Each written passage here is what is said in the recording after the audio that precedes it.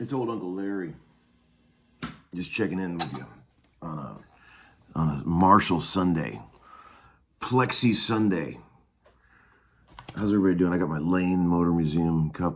Best place in Nashville to take a little trip to and hang out for a minute. I love the Lane Motor Museum. Anybody that hasn't been, please check it out. Great old car museum where you can really have a chill afternoon.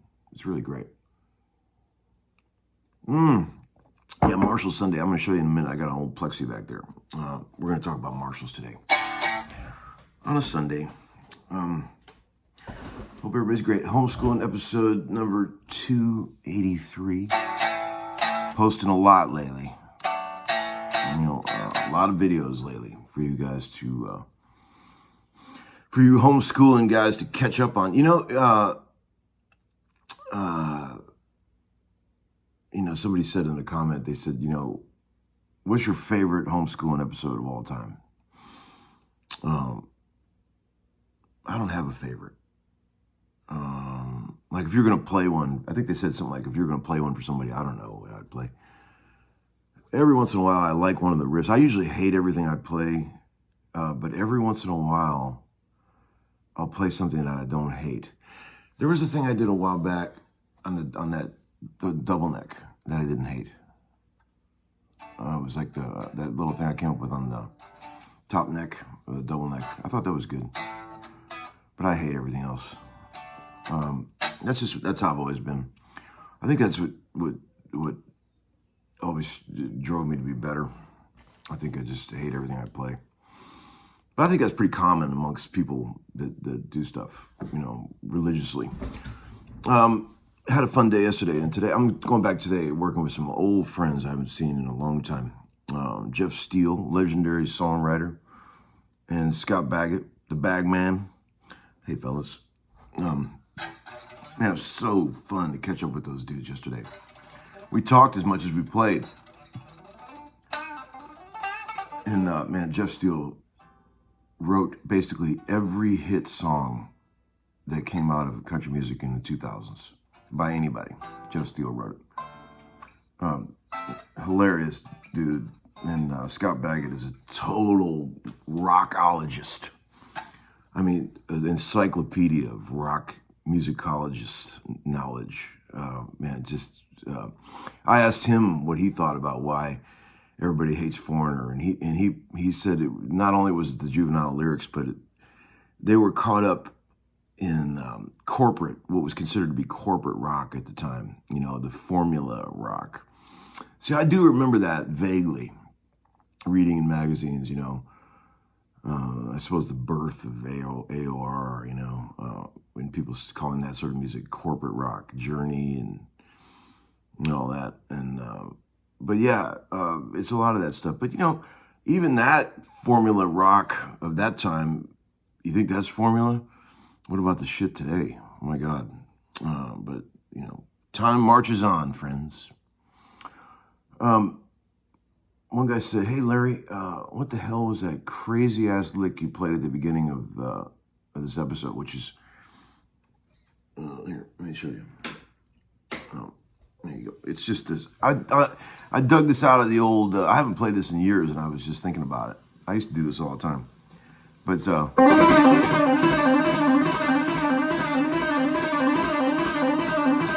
really want to torture somebody, play that. Here it is, real slow.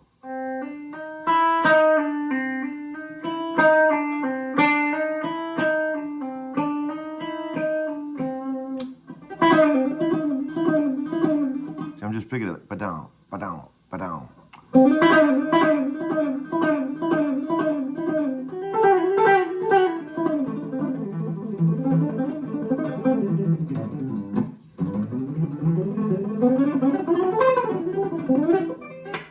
Got about half those notes. So yeah, that's an old pull-off lick for you. Let's do it real slow.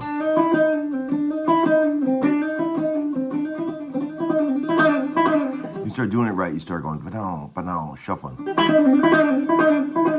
you really want to annoy your wife, start practicing that one all around the house. Man, run her right out of there. Okay, so One guy said, "Hey Tom, love the Dio, man.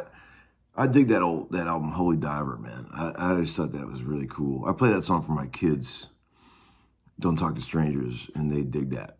That part in the first verse, I don't know, it cracks me up when he goes, but it's really only, you hear this noise come out of the background. Oh, it sounds like the voice of Satan. I don't know what it is, man, but it's really creepy. Check it out.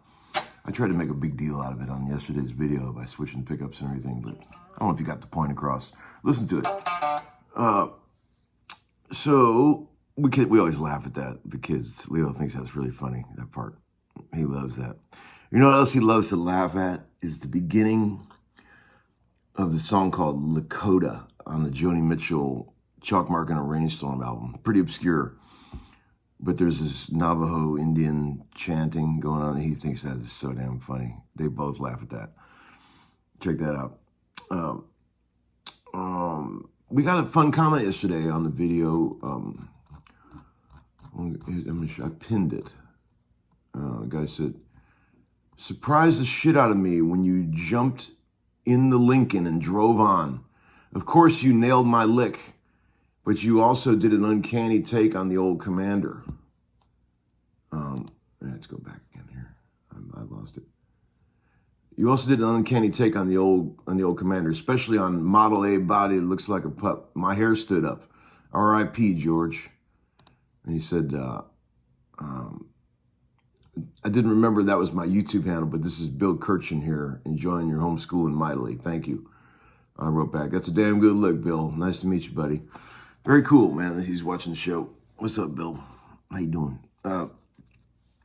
I don't know shit about George. I looked him up last night. George Frayne. That was Commander Cody. I don't really know anything about that world. And I'm going to do a little rabbit hole on that one. But nice to meet you, Bill. What a track. Fuck, my kids love that song. I put that on all the time, and they just freak out. They love that. They also love Big Bad John by Jimmy Dean. I think they're in the same drawer in their mind. Let's see. Of all the rock stars, we talked about this yesterday on the session. This is not a question. This is just a thought. Of all the rock stars who died early, whose work would you be the most interested to see what they would have done had they lived? That's a good one. But I have my choice. Hendrix, for sure. I think a lot of the rock stars that died early probably didn't have much to say after what they had already done. But Jimi Hendrix was really going somewhere. And we were talking about that a bit on the session yesterday. It seems like he probably could have got into some different worlds and done some really cool shit. Too bad he checked out at 27, you know. But I think, you know, some of the ones that died early were probably a good thing they did. I don't mean that in any negative, bad way, but, you know, they weren't really headed in a great direction. But they did great things, you know. Let's see. Hey, Tom, would you agree that Rush Moving Pictures is one of the all-time top 10 albums? I don't know about that, but I sure love a couple of the tracks on there. I'm not the biggest Rush fan in the world, but God, I do love Red Barchetta, and I love Vital Signs. I've always loved those songs. I mean, there's a lot of Rush that I don't ever need to hear again, but man, Red Barchetta gets me, man. I love the lyric on that. It's so unique, nostalgic. It really, I'm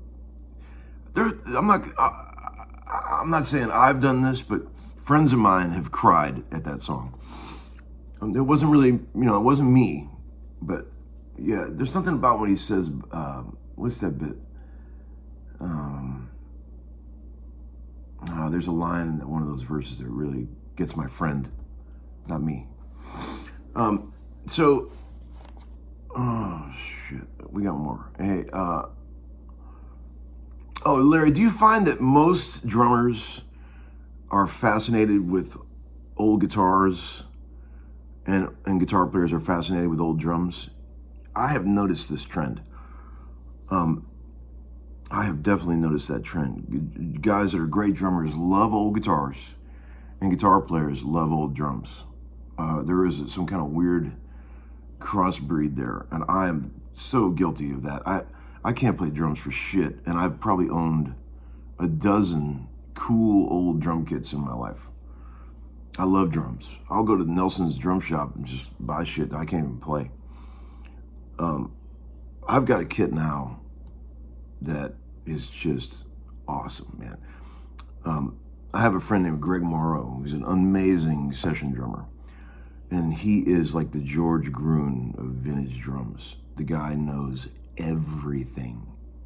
He is such a little encyclopedia of knowledge of drums. It is unbelievable. He's got 100 really cool old kits that are all totally original.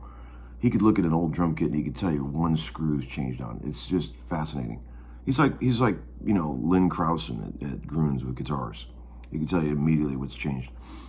And I always told him, I said, I know these are rare, Greg, but if you ever find a set of original old Camcos in natural finish that aren't all monkeyed up, please tell me. And he did, man. A couple years ago or whatever, he found me a set of 1971 Camcos in the right sizes, 13, 16, 22, matching snare, in this beautiful aged natural finish. And there's no extra holes, no bullshit, all the original hardware. And for those of you who don't know, Camcos are the unicorn of drums. These are 1971 Oaklawn Camcos. And the reason I always wanted a set of those is because I'm such a Jimmy Gordon fan, and he played Camcos. So on any drummer that's ever been over here, when they see those, they're like, dude, you just never see Camcos. They're so rare and so cool, and they sound amazing, although I can't play them. Anybody that plays them is just like, damn. I want to, I'll show you a video of them. I'll make a little video of them, but they're just the coolest drums, and I don't even deserve to own them, but I just think they're so damn cool. Camco was the original design that became DW with the circular, lugs and the whole bit. But they're very cool, and they're in perfect condition, and man, proud to have them, and they ain't cheap. Okay, hey Larry, any gear you're hunting? Well, as I mentioned, there's a couple things I'd like to get. I don't need anything, I've got too much shit to begin with. But I would like an old Epiphone, 1959 Epiphone cornet, and a Roland JC, an old JC 120, if you guys have one out there. If I get either one of those, then I'll be happy. All right, let's look at this Marshall real quick. I'm gonna put this guitar down. So here is a 68 100 watt super tremolo that I was really fortunate to be able to find recently. Sold to me by a guy named Michael Phillips, who watches the show in Detroit. Hey Michael, thanks for selling me this cool old amp. It's a Plexi. It's got original trannies, which is the key when you're buying these old Marshalls. I think 1968 is the magic year for Marshalls. I've got about a half a dozen of them at this point. There's the extra hole. This amp has been modded. Somebody put the preamp mod in it, and I'm gonna take all that out because it's silly to do that on these. Yes, it's kind of a cheap thrill to be able to play at low volume and get distortion, but it just kills the entire thing these amps were designed for, which is just total gut punch and percussive low end wallop. You heard it. I was just playing the SG through it. It sounds fine and everything, but it's too tweezed and too thin to really use the master volume. See, the guy's got it set up right now, so that second volume is like a preamp, and then the other one is a master. And so you can't really do any of the channel jumping thing that these things are known for. Original logo on this one, amazingly enough. You never see these with the original logo. I was talking to my friend Marlon Young last night, who plays guitar for Kid Rock, and he was saying, I was saying how cool Marshalls look when the logo is missing, old ones.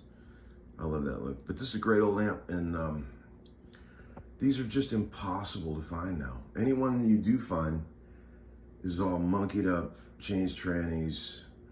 See, people messed with these amps so much in the 70s, 80s. they ruined them, man. All these knuckleheads doing these mods to these things, and they put all these extra holes in the back panel, and they fucked them all up. So not only are they rare and hoarded by cultish collectors, to find one that's not monkeyed up is a real chore.